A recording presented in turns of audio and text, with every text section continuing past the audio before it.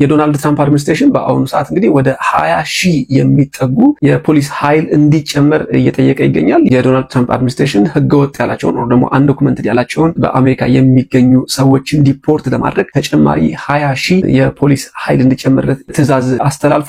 ጉዳዩን በተመለከተ በዝርዝር ያስኳቸው መረጃዎች አሉ፣ የምመለስበት ይሆናል። በሌላ ዜና በርካቶችን ያሳዘነ አንድ ጥቃት ተከስቷል። አሜሪካ ያደረሰችው ጥቃት በርካታ የሚባሉ ኢትዮጵያውያንን ህይወት ቀጥፏል። ስለዚህም ጉዳይ እንግዲህ ከቢቢሲ ያገኘሁትን መረጃ የማጋራችሁ ይሆናል።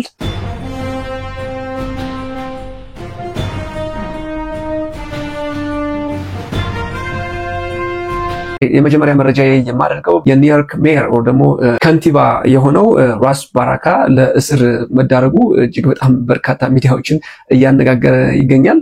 እንግዲህ በአሁኑ ሰዓት በኒውዮርክ በሚገኝ አንድ የዲቴንሽን ሴንተር ወይ ደግሞ የህገወጥ ስደተኞች ማቆያ አካባቢ በተደረገ ከፍተኛ የሆነ ፕሮቴስት ከፍተኛ የሆነ ወከባ ተፈጥሮ ነበር። እንግዲህ በተፈጠረው ወከባና እንግዲህ እነዚህ ፕሮቴስት የሚያደርጉ ሰዎች ወደ ዲቴንሽን ሴንተሩ ለመግባት ሙከራ እያደረጉ እንደነበረና የአይስ ጠባቂዎችም ከፍተኛ የሆነ ቻሌንጅ ገጥሟቸው እንደነበረ እየተነገረ ይገኛል።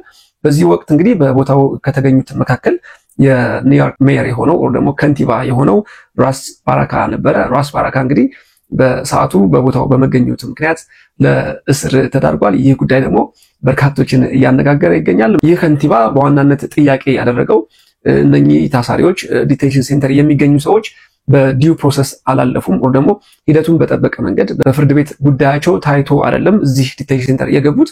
ስለዚህ በጉዳዩ ላይ ጥያቄ አለኝ፣ አግባብ አይደለም፣ ህግን የተከተለ አይደለም የሚል ጥያቄ ወይ ደግሞ ፕሮቴስት ይዞ በመምጣቱና ቦታው ላይ በመገኘቱ ነው ለእስር የተዳረገው። ይህ ጉዳይ በጣም በበርካታ ሚዲያዎች እየተመላለሰ ይገኛል። የዶናልድ ትራምፕ አድሚኒስትሬሽን እየሄደበት ያለው አካሄድ አንድ ዲሞክራቲክ መሆኑን ማሳያ ሊሆን ይችላል። የመንግስትን አሰራር የዶናልድ ትራምፕን አካሄድ የሚጻረርና አጌንስቱ ነው እስከተገኘ ድረስ ከመጠየቅና ከመታሰር አይድንም የሚል ማሳያ ነው። ከዚህ ቀደምም በሰፊው አይተነዋል ይህን ጉዳይ በፍርድ ቤት ሰራተኞች ላይ ያ ማለት በዳኞች ላይም ተመሳሳይ አይነት እርምጃ ሲወስድ ተመልክተናል ዶናልድ ትራምፕ። ይህ የሚያመላክተው ደግሞ ሩል ኦፍ ሎው የሚለው ነገር በትራምፕ አድሚኒስትሬሽን እንደማይሰራና እኔ ያልኩት ብቻ ይሁን ወይ ደግሞ እኔ የወሰንኩት ብቻ ይሁን የሚል አካሄድ እየተከተሉ መሆኑን ማሳያ ነው። ይህ በጣም የሚገርም ጉዳይ ነው። በበርካቶች ዘንድም ጥያቄ እያስነሳ ይገኛል። ሁለተኛው መረጃ የሚሆነው የዶናልድ ትራምፕ አድሚኒስትሬሽን በአሁኑ ሰዓት ለዲፓርትመንት ኦፍ ሆምላንድ ሴኩሪቲ አንድ ትዕዛዝ አስተላልፈዋል። ለዲፖርቴሽን ፕሮሰስ ተጨማሪ ኃይል እንዲያስገቡ ጠይቋል ማለት ነው። ያ ማለት እንግዲህ ትራምፕ ህገወጥ ስደተኞችን ለማስወጣት ወደ 20,000 የሚጠጉ የፖሊስ ድጋፍ ጠይቀዋል ማለት ነው። ይህ ፕሮሰስ የሚደረገው በምን መንገድ ነው? እንዴት ነው የሚከፈላቸው? ምንም የሚታወቅ ነገር የለም። እንደምታውቁት አንድ ሀገር በጣም ከፍተኛ የሆነ የሴኩሪቲ ችግር ውስጥ ስትሆን ምናልባት ከዚህ በፊት ሪታየር ያደረጉ ወር ስራ ያቆሙ የፌዴራል የፖሊስ የወታደር ኃይሎች እገዛ እንዲያደርጉ ይጠየቃል። ሆኖም በአሁኑ ሰዓት የዶናልድ ትራምፕ አድሚኒስትሬሽን ህገወጥ ስደተኞችን ለማስወጣት አሁንም ተጨማሪ ኃይል ያስፈልገኛል፣ ስለሆነም ተጨማሪ የፖሊስ ኃይሎችን እንድታስገቡ ሲል እንግዲህ ለዲኤችኤስ ትዕዛዙን አስተላልፏል። ይህንን ተከትሎ እኔም እንግዲህ አንዳንድ መረጃዎችን ለማሰባሰብ ሞክሬ ነበረ። በአሁኑ ሰዓት እንግዲህ በአይስ ውስጥ የሚሰሩ አጠቃላይ የሰራተኞች ቁጥር ወደ 21,000 ይጠጋል። ወደ 21,000 ሰዎች በኢሚግሬሽን ከስተምስ ኤንድ ኢንፎርስመንት መስሪያ ቤት ውስጥ እየሰሩ ይገኛሉ። ከነዛ መካከል ባገኘሁት ዳታ መሰረት ወደ 6,000 የሚጠጉት በስደተኞችን ከአሜሪካን ሀገር ከዩኤስ በማስወጣት ሂደቱ ላይ የተሰማሩ እንዲሁም ደግሞ ከ700 በላይ የሚሆኑ ከ750 በላይ የሚሆኑ ሰዎች ደግሞ ይህንን ፕሮሰስ በማገዝ ላይ ይገኛሉ፣ እዛው በአይስ ውስጥ የሚገኙ ማለት ነው። ይህን ቁጥር ስናየው እንግዲህ እጅግ በጣም ዝቅተኛ ነው። 6,000 የአይስ ፖሊሶች ናቸው ህገወጦችን ከሀገር ለማስወጣት እየሞከሩ የሚገኙት። ይህ ቁጥር ትንሽ ነው ያልኩበት ምክንያት ምንድነው? አሁን ዶናልድ ትራምፕ የጠየቁት ቁጥር ከዚህ ቀደም ከነበረው በ3 እጥፍ ይበልጣል። ወደ 20,000 ማለት ከነበሩት ሰራተኞች በ3 በ4 እጥፍ የሚበልጥ ነው ማለት ነው። ያ ደግሞ ዶናልድ ትራምፕ አቅማቸውን ምን ያህል ሊያበረቱና ሊያጠነክሩ እንዳሰቡ ዲፖርቴሽን ላይ አሁንም ሞር ኤፈርታቸውን አውጥተው እየሰሩ እንደሆነ አመላካች ነው። ዶናልድ ትራምፕ ይህንን እያደረጉ ያሉት አት ዘ ሴም ታይም አንዶክመንትድ የሆኑ በህገወጥ መንገድ የገቡ ኢሚግራንቶች ራሳቸውን በተቻለ መጠን ሰልፍ ዲፖርቴሽን እንዲጠቀሙ ፑሽ እያደረጉ ባለበት ሰዓት ነው። ያ ማለት ምንድነው? ሰልፍ ዲፖርቴሽንን ኢንከሬጅ ለማድረግ ኦር ደግሞ ለማበረታታት ዶናልድ ትራምፕ ቀደም ብዬ በሰራሁላችሁ ቪዲዮ የፕሌን ቲኬት እንዲሁም ደግሞ $1,000 ኢንሴንቲቭ ኦር ስጦታ እንደሚያበረክቱ ተናግረው ነበረ። ሆኖም እንግዲህ ይህ ውጤታማ ይሆንላቸው አይመስልም። አሁንም ይህ እንደማይሳካ የገባቸው ዶናልድ ትራምፕ ተጨማሪ የፖሊስ ኃይሎችን ለማስገባት ለዲኤችኤስ ትዕዛዝ አስተላልፈዋል ማለት ነው። ዲፓርትመንት ኦፍ ሆምላንድ ሴኩሪቲ ባወጣው መረጃ አንድን ግለሰብ ከዩኤስ ለማስወጣት ከዩናይትድ ስቴትስ አሬስት አድርጎ ዲቴይን አድርጎ ፕሮሰሱን ጠብቆ ወደ ሀገሩ ለመመለስ ወደ $17,000 ይወስዳል። $17,000 አጠቃላይ ፕሮሰሱን አጠቃላይ ሂደቱን ጠብቆ ያን ሰው ወደ ሀገሩ ዲፖርት ለማድረግ $17,000 ይፈጃልና ይህንን ጥራት ያደረገው ዲኤችኤስ ምን አሰበ? ለፕሌን ቲኬት እንዲሁም ደግሞ ለግለሰቦች ራሳቸውን ዲፖርት ለሚያደርጉ ግለሰቦች የ1,000 ኢንሴንቲቭ እና የፕሌን ቲኬት ከቨር ባደርግ ከግማሽ በላይ ወጪ መቆጠብ እችላለሁ የሚል እሳቤ ውስጥ በመግባት ነው እንግዲህ ለግለሰቦች ሰልፍ ሪፖርት ለሚያደርጉ አፕሊኬሽኑን ተጠቅመው የገቨርንመንቱን አፕሊኬሽን ተጠቅመው ራሳቸውን ዲፖርት ለሚያደርጉ ሰዎች ይሄን ያክል ገንዘብ እንደ ስጦታ እንዲሁም ደግሞ እንዳልኳችሁ የፕሌን ቲኬት ብቆርጥ ያዋጣኛል፣ የታክስ ከፋዩን የዩናይትድ ስቴትስ ዜጋ ገንዘብ መቆጠብ እችላለሁ የሚል ውሳኔ ላይ ደርሷል ማለት ነው። ከዚህ ቀደምም እንደምናውቀው